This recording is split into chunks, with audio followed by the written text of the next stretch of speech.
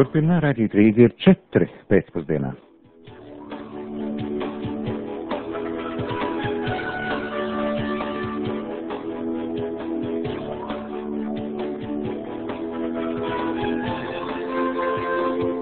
Vizīti Latvijā rezumē Uzbekistānas ārlietu ministrs. Centrālā vēlēšana komisija par parakstu vākšanu referendumu ierosināšanai arī ārzemēs lems tikai pirmdien. Latvijas un Lietuvas delegācijas cer, ka punktu sarunām par jūras robežu varēs pielikt nākamnedēļ tiekoties abu valstu premjeriem. Zemkopības ministrs Andris Rāviņš par trūkumiem nulekā parakstītajā valdības rīkojumā par labības tirgus noteikumiem. Par šiem un citiem notikumiem piekdienas pēcpusdienas ziņu programmā.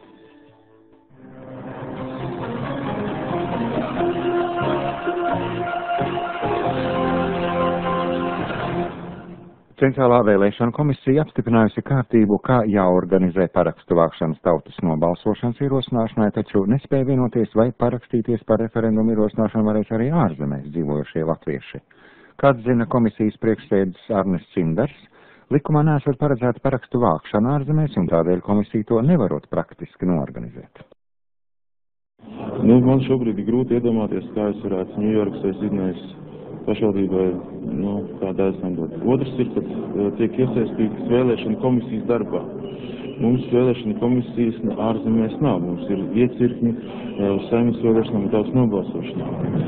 Ārzemnieki nav izolēti. Ja viņi atrodas šeit, viņi var parakstīties. Vienkārši parakstu vākšana netiek organizēta pēc šī likuma ārzemēs dzīvojušie. Tomēr vairāki komisijas locekļi uzsvēra, ka visiem Latvijas pilsoņiem ir tiesības parakstīties par referendumu ierosināšanu. Ja grozījuma likumā tiks izdarīt, Arnis Cindars apgalvoja, ka viņi paspēs līdz 20. jūlijam, kad jāsākas parakstu vākšanai, to noorganizēt. Priekšlikumi, kā to izdarīt, komisijas locekļiem jāiesniedz pirmdien. Saeimas priekšsēdētājs Alfreds Čepānis lūdzas sagatavot vēstuli totalitārismu seku dokumentēšanas centram, lai pieprasītu izziņu par deputātu Jāni Ādamsonu, tā aģentūras DNS un Dienas žurnālistus informējis pats Čepānis. Saeimas priekšsēdētājs no ģenerālprokuratūras ir saņēmis studenta Edgara Džeriņa iesniegumu veikt pārbaudi, lai konstatētu Ādamsona sadarbību ar Valsts drošības komiteju. Savukārt atzinums par Ivara Godmaņa iespējamo sadarbību ar Valsts drošības komiteju varētu tikt pabeigts un nodots tiesai augusta sākumā. Tā aģentūra LET informējas rehabilitācijas un pēcdienas lietu prokuratūras virsprokurors. Patlaban vēl tiekot vākt materiālu no dažādiem arhīviem un apkopot nepieciešamie dokumenti, lai varētu sagatavot atzinumu. Godmanis pats ierosināja pieprasīt informāciju par to, vai viņš nav bijis Valsts drošības komitejas uzskaitē. Šā gada pirmajā ceturksnī iekšzemes koprodukts Latvijā pieaudzis par 7,6%, tā liecina Centrālās statistikas pārvaldes dati. Latvijai lielāku uzmanību jāvelta ārējam tirgum un Latvijas uzņēmumu eksporta spēju veicināšanai.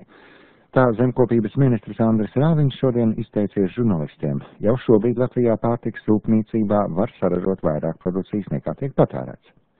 Rāviņš uzsvēra, ka nevajadzētu cerēt uz ārvalstu pārtikas produkcijas izspiešanu no Latvijas tirgus, tādēļ vairāk jādomā par eksportu veicināšanu un valdībai attiecīgi būtu jāpārveido savu politiku.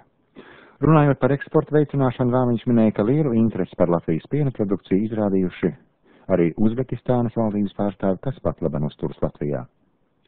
Labības uzņēmumiem, kas izmantojuši aizņēmumus graudu uzpirkšanai no zemniekiem, tiks maksāts līdz 9% no kredīta gada likmes. Šodien parakstīts attiecīgs rīkojums par valsts atbalstu labības iepirkšanai. Subsīdijas varēs saņemt labības tirzniecības aģentūrā reģistrēti labības uzņēmumi. Kompānijas uz valsts atbalstu gan varēs pretendēt tikai tad, ja tās būs samaksājušas visus nodokļus un nebūs parādā graudu ražotājiem par pagājušā gada ražu. Vēl viens nosacījums subsīdiju saņemšanai ir tāds, ka uzņēmumam graudus no šā gada ražas būs jāpieņem līdz 1. oktobrim, bet jāsamaksā par tiem līdz 1. novembrim. Šāds lēmums pieņems, lai novērstu to, ka uzņēmumi nepieņem graudus, jo tiem uzreiz nav līdzekļu, lai norēķinātos ar zemniekiem. Latvijas dzelzceļš caur Latviju pārvadā vidē bīstamas vielas. Gada pirmajā pusgadā veicot inženiertehnisko apsekojumu, dzelzceļa kravas stacijā Rēzekne 2 konstatēti 8 naftas produktu zudumi, kopā 4,5 tonu apmērā. Bet nav zināms, kurā vietā radies lielākais piesārņojums, jo tranzīta krava nāk no kaimiņu valstīm, bet pirmā krava apsekošana Latvijā ir tieši Rēzeknē. Kā LTS informēja Vides pārvaldes Reizeknas nodaļas direktors Jānis Karro, par kravas drošību pēc likuma ir atbildīgs kravas īpašnieks. Dabas resursu nodokļu līdzekļu skaitīgo vielu neutralizāciju dabā var izmantot vienīgi īpašnieka bankrota gadījumā. Viņš arī uzskata, ka kravu pārbaudi un hermetizāciju vajadzētu veikt uz robežas, lai piesārņojums nenonāktu Latvijas teritorijā. Kravu apsekošana un bojājuma novēršana tiek veikta no Latvijas dzelzceļa paredzētajiem līdzekļiem, bet par gruntsūdeņu un augšņas mākslīgu attīrīšanu, ierīkojot savācēji grāvjus vai bioloģiski neutralizējot kaitīgās vielas, pēc likuma būtu jāmaksā tiem, kas piesārņo. Lai piestādītu rēķinu ārvalstu naftas tirdzniecības firmām, vispirms nepieciešama starpvalstu vienošanās. Šobrīd Vides aizsardzības pārvaldes jau gatavo līgumu ar Lietuvu par pārrobežu dabas piesārņojumu likvidēšanu. Veicot tranzītu pārvadājumus 4,5 tonnas naftas zudumu pusgadā esot normāls daudzums, apmēram tikpat liels tas esot bijis arī iepriekšējos gadus, informēja Reizekna 2 kravas dzelzceļa stacijā. Ņemot vērā to, ka šī neliela daļa no vides piesārņojuma rodas bažas, vai tik mēs nedzīvojam uz pulvera mucas. Diana Salicka, Latvijas Rādio LTS studija. Talsu pilsētas domē no valsts budžeta piešķirti 14 000 latu Talsu traģēdijas notikumu piemiņas vietas izveidei. Šīs vietas apkārtnes labiekārtošanai satiksmes ministrija nolēmusi piešķirt 6200 latu. Tā Kurzemes radio informēja Talsu pilsētas domas sabiedrisko attiecību speciālists Mareks Indriksons. Jāpiebilst, ka pirms 2 nedēļām Talsu pilsētas finansu komiteja nolēma, ka jau apstiprinātais projekts jānodod caurskatīšanai Talsu traģēdijas piemiņas vietas labākā risinājuma projekta izvērtēšanas komisijai, jo tas sasniedza pārāk lielu summu 24 000 latu. Mareks Indriksons prognozēja, ka līdz jūlija beigām šis jautājums varētu būt atrisināts un sāksies Talsu traģēdijas piemiņas vietas izveide. Dāna Eberliņa, Kurzemes radio. Ziņa turpinājumā vēsts no ārzemēm. ASV prezidents Bills Klintons šodien paziņoja, ka viņa 9 dienu vizīte Ķīnā padarīs ievērojami ciešākas attiecības starp abām valstīm. Vienlaikus Klintons atzinis, ka pastāv ievērojamas domstarpības daudzos jautājumos, tomēr tās nedrīkst kavēt sadarbības starp abām valstīm. Pēc Klintona teiktā vizīte kopumā un tikšanās ar Džanu Zemiņu ir devušas būtiskus rezultātus reģionu drošības problēmu risināšanā, kā arī kodolieroču neizplatīšanas un vides aizsardzības jomās. Šodien ASV prezidents atgriežas Vašingtonā. Kremlī šodien prezidenta Borisa Jeļcina vadībā notika drošības padomes sēde, kuras laikā pieņemti vairāk svarīgi lēmumi attiecībā uz strateģisko kodolspēku, raķešu un kosmiskās tehnoloģijas attīstību.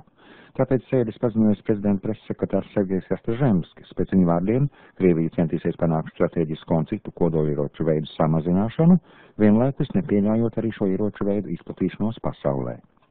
Šodien no amata atcelts Krievijas prezidenta pārstāvis konstitucionālajā tiesā Sergejs Šahrais. Kā preses konferencē paskaidroja prezidenta pressekretārs, Šahrai atcelšana nav saistīta ar 2000. gada Krievijas prezidenta vēlēšanām. Īstais atlaišanas iemesls esot tas, ka Boris Jeļcins bijis neapmierināts ar savu pārstāvi darbu konstitucionālajā tiesā. Tikmēr Kemerovas apgabalā pilsētās Andžerosuģenskā un Jurgā, Krievijā, vietējo uzņēmumu strādājošie šodien bloķēja Transsibīrijas dzelzceļa maģistrāli. Abās pilsētās uz dzelzceļa stieliem notika mītiņi. Mītiņā piedalījušies visi Kuzbas pilsētu pārstāvi, kā arī zinātnieku delegācija no Novosibirskas akadēmiskās pilsētiņas. Protesta akcijā pieņemta rezolūcija, kurā tās dalībnieki pieprasa Krievijas prezidenta Borisa Jeļcina atkāpšanos no amata un reformu kursa maiņu. Ogļrači pie Transsibīrijas maģistrāles piketē jau kopš 1. jūlija. Šā gada septembrī Vācijas pilsētā Trīrā savu darbu uzsākt Eiropas tiesību akadēmija. Šī mācība iestāde izglītos advokātus, tiesnešus, uzņēmumu juristus un citu tiesību nozares praktikus no Eiropas Savienības valstīm. Juristiem nākas sastapties ar Eiropas Savienības juridiskajiem normatīviem, kas turpmāk aizvien vairāk noteiks Eiropas pilsoņu dzīvi. Tā žurnālistiem sacīja akadēmijas direktors Ernsts Narts. Akadēmijā lekcijas lasīt un seminārus vadīt apņēmušies 700 ekspertu no visas Eiropas. Tiesība akadēmija, kuras celtniecība ieguldīta $12 miljonu, 11. septembrī atklās Eiropas Savienības prezidents Žaks Santērs. Un vēl kāda sporta vēsts. Latvijas basketbolisti ar 94-105 pagarinājumā zaudēja Krievijas junioriem šodien Bulgārijas pilsētā Varnā, sākdami cīņu Eiropas čempionātā. Pirmajā puslaikā latvieši uzvarēja, bet pamatlaiks beidzās neizšķirti. No Latvijas junioriem rezultatīvākais bija Raimonds Vaikulis. Rīt Valda Valtera trenētie basketbolisti cīnīsies ar Slovenijas vienaudžiem. Rīgā šobrīd 19 grādu, ziemeļrietumu vējš 5, brāzmās 10 m/sekundē, atmosfēras spiediens 752 mm.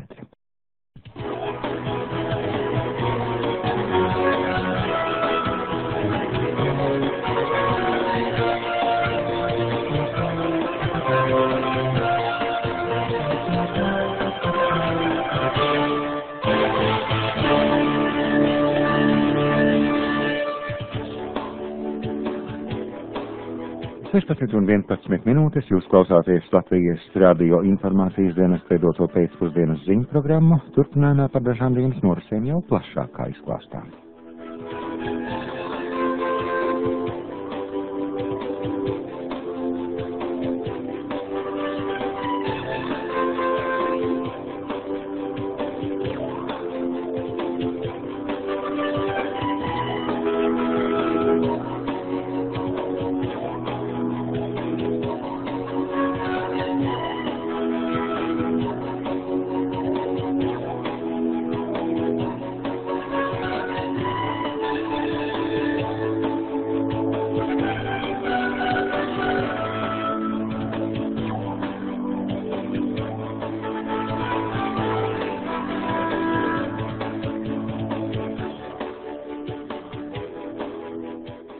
Vizīti Latvijā šodien noslēdz Uzbekistānas ārlietu ministrs Abduls Azis Kamīlovs. Nolekā beigusies Uzbekistānas ārlietu ministru un mūsu valsts ārlietu ministra Valda Birkava preses konference. Un tur atrodas arī mūsu kolēģis Tālis Eitors. Lūdzu, Tāli, mēs tevi dzirdam. Latvijas Republikas ārlietu ministrs Valdis Birkavs vizīti vērtē kā draudzīgu ar ļoti pozitīviem rezultātiem. Savukārt Uzbekistānas ārlietu ministrs Abdulazis Kalimovs pateicās par silto uzņemšanu un saturīgajām sarunām. Abi ārlietu ministri pārunāja valstu divpusējās attiecības, sadarbības starptautiskajās organizācijās, kā arī vienojušies par Uzbekijas iniciatīvu atbalstīšanu Centrālāzijā, jo sevišķi uzsvērta cīņa par kodolbrīvību šajā reģionā un plānoja narkotisko vielu apkarošanu. Turklāt Uzbekijas ministrs uzsvēra arī būtiskās attiecības kultūras jomā. Šodien abi ministri parakstīja līgumus par Latvijas ostu izmantošanu Uzbekistānas kravu apstrādei un transportēšanai, par sadarbību standartizācijas un certifikācijas jomā un par izvairīšanos no dubultas aplikšanas ar nodokļiem. Uzbekistānas attiecības ar Latviju var vērtēt kā īpaši nozīmīgas, ja paraugāmies uz noslēgto savstarpējo līgumu skaitu. Latvija šajā ziņā attiecībā uz Uzbekistānu ir drošs līderis Baltijas valstu vidū, savukārt Uzbekija ir tā Centrālāzijas valsts, ar kuru Latvijai ir visciešākās attiecības.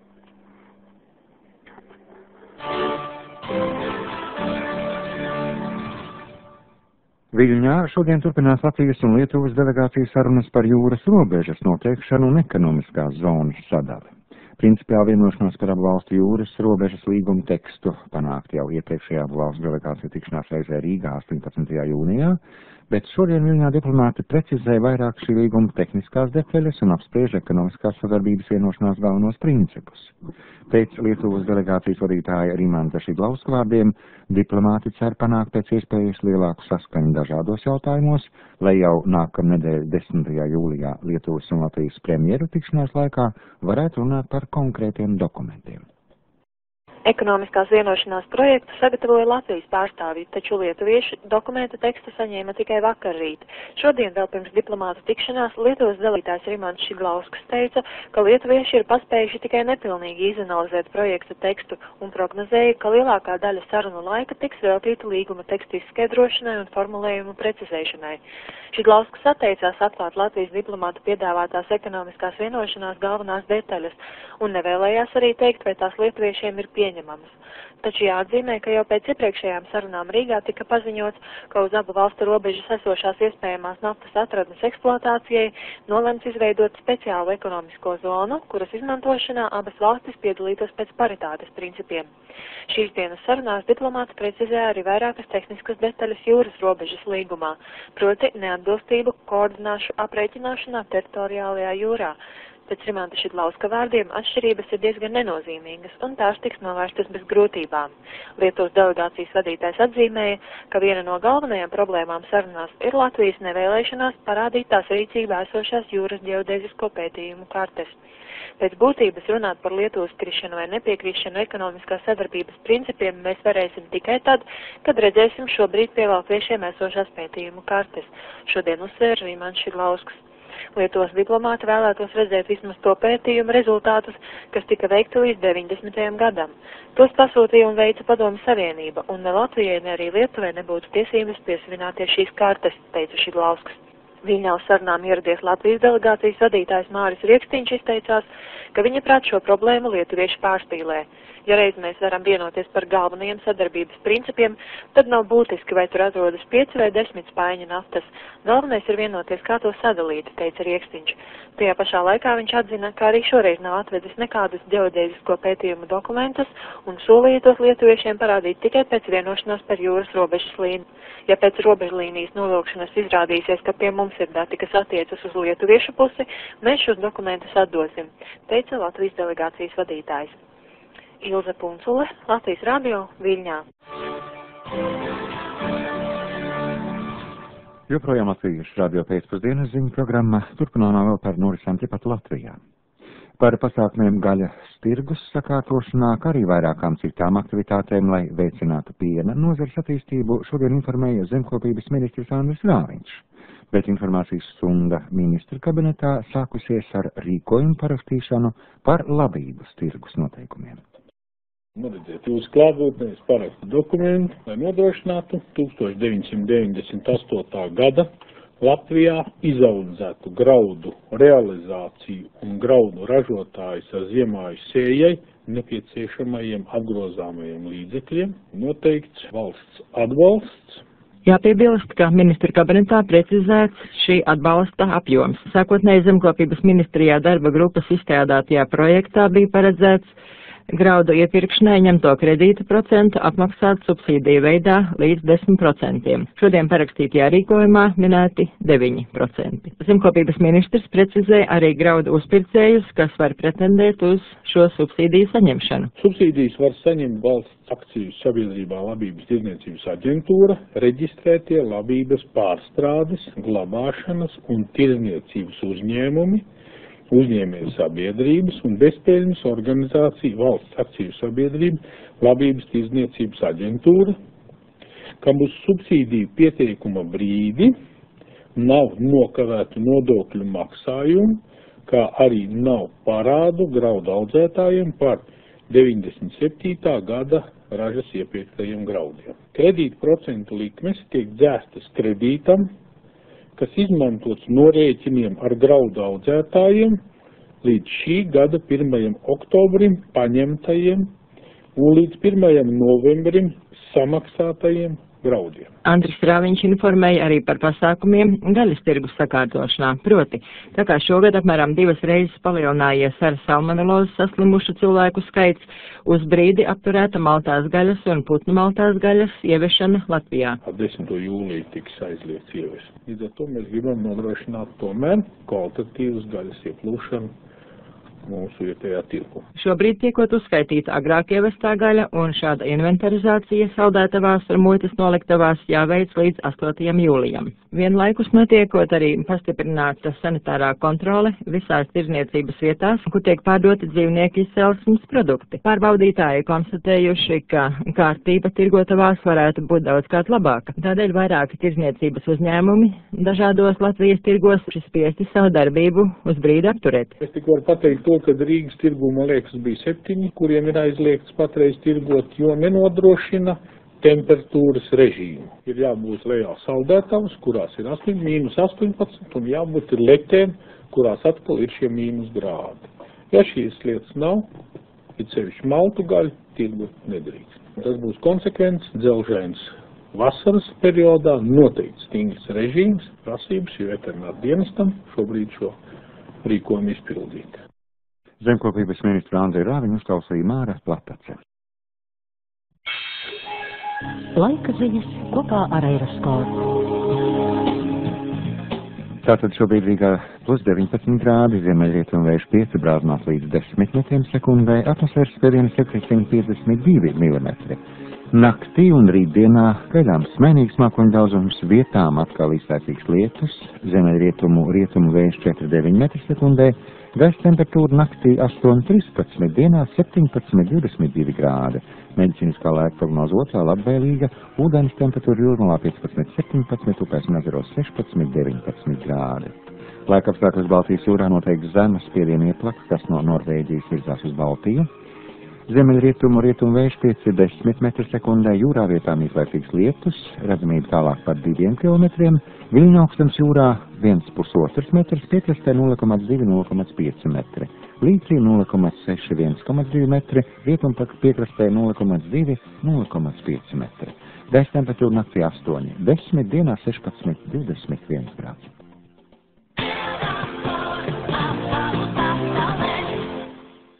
Tik tā mūsu pēcpusdienas ziņas, atkal tiekamies 16:40 ar jaunāko ārzemju notikumu apskatu. Šobrīd 16:21.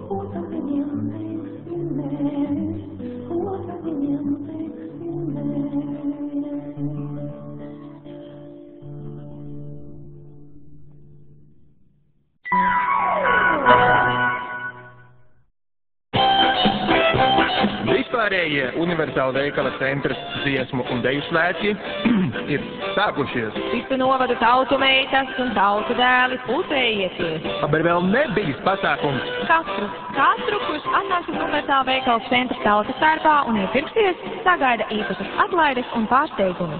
Informācijas dienesta telefons 7018018. Atnāc un atpūties, izvēlies un iepērcies. Universāla veikala centrs.